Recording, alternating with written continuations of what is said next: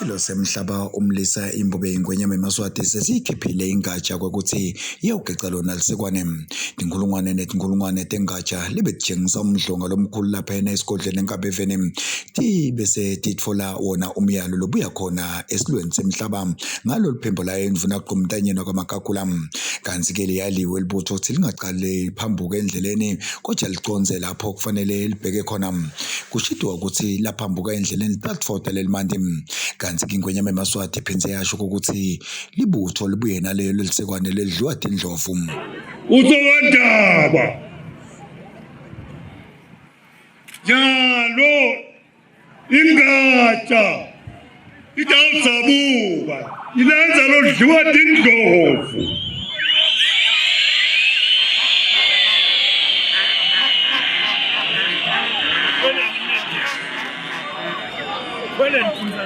esikhaleni labo besikhola khona eminyakeni lophelile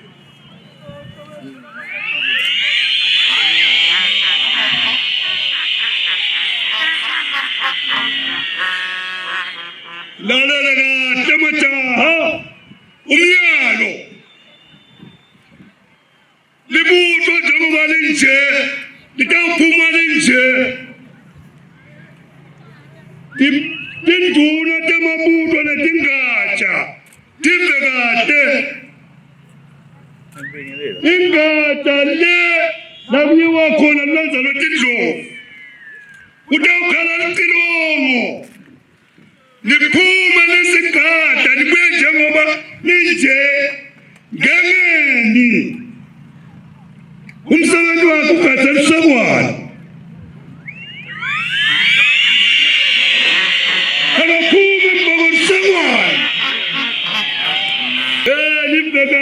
majaha inhlonipho wehluka la ebuthweni nato nifimo kuwe wahamba nje kadagoli wedwa uzonjalo ngapsoso mnyama ngabathulo thukwenda basemabodweni sidlula dede sasasisikabamba mina ngasenguka ngabamsoto ngigolwa ngemgolo kuvolwa ngenhloko temadoda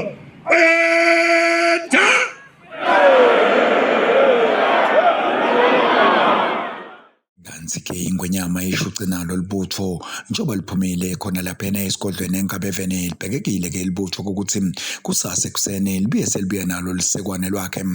ensebente channel Yemaswati ngishatiswa kaDlamini embekweni esucoshelwe ngujiliswa kaMamba naBhexisa Nkambule esigodlweni eNkabezweni.